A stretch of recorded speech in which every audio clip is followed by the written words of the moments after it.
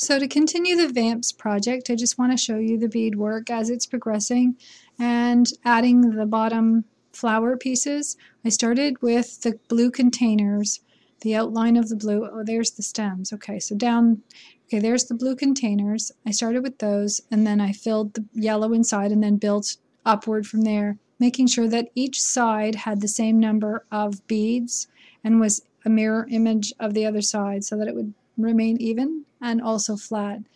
I had a problem in that the trim I want to use is a little bit too purpley blue for these beads, which now appear to be a bit green blue.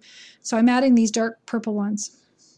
And back to the other project, the other pair of vamps. So now we're cutting the back of the vamps out of leather.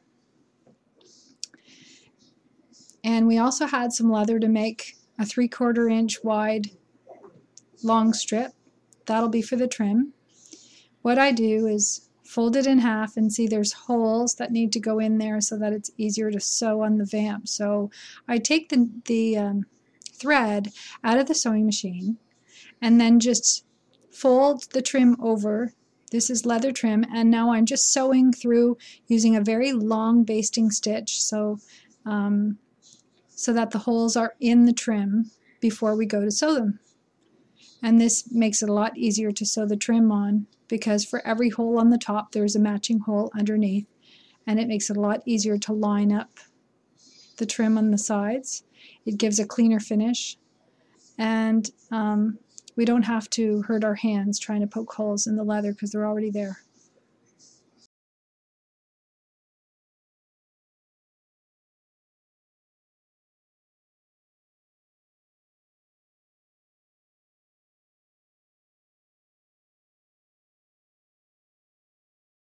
So just slowly and slowly feeding it through. I'm just going to show you this piece that I made. It matches the other vamp, but the reason I made it is because a friend of mine is going to help me record a song for this project, and so I made this for his guitar strap. So I'm just showing you the edge though of how it got edged with the sinew.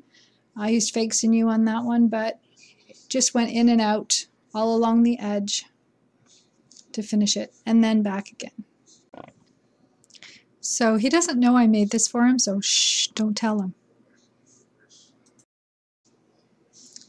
So now the vamps we put on the backing and just make sure they're the exact same size.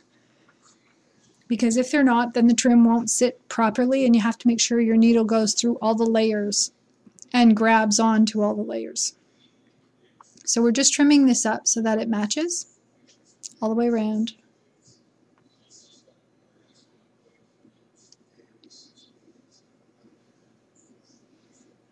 We just want to make sure it lays flat. Now what we're doing is just putting holes in the edge of the base of the vamp, which is the layer underneath, which is leather, just like we did on the trim, and just go slow around the corners, making sure that the hole is at the right spot on the edge of the backing. That'll just help to get the needle through.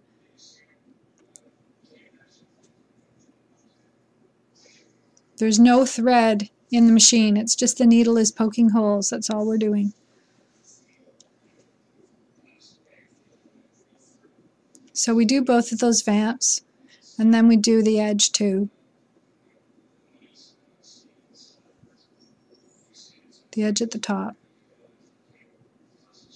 Okay, so now we just lay it flat with our vamp just so that we have it really lined up well, and then I'm just putting a safety pin in there so that it holds it flat. And that'll help while we're putting our trim on so that it keeps it in the place that it needs to be rather than sliding over or sliding out of place. We don't want to stretch one layer or the other. We want them both to stay flat while we're putting the trim on. And of course that one needs trimming, so it'll have to be cut before we do it.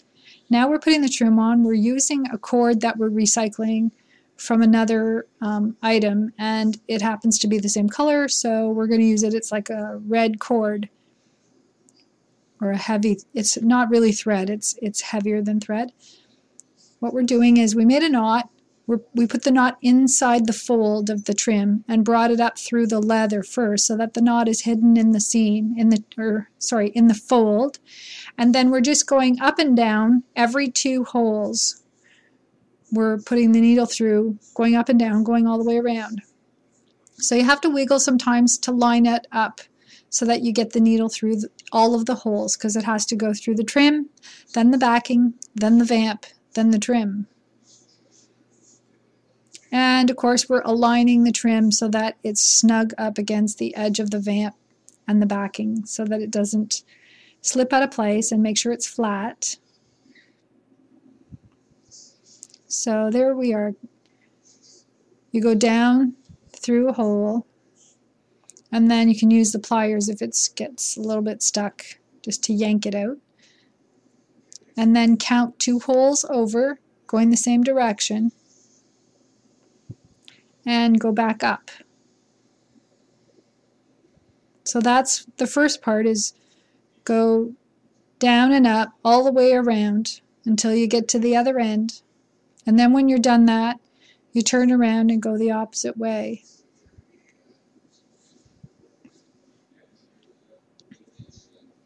So you go down through, pull that right through, count 2 holes over, make the adjusting, and come up. Might have to wiggle to get it through all the holes and the layers in the good spot. Come back up, use the pliers, give it a yank, and you just keep doing that all the way around until you get to the other side. Then when you're done, you'll see the stitches that are there. Now you're going to go the opposite direction, but you're going to make the stitches on the ones on the opposite that you didn't do. You're going to join those stitches with new stitches coming the other direction using the other holes. So where you came up, now you're going to go down. Where you went down, you're now going to come up all along until you return back. That's it.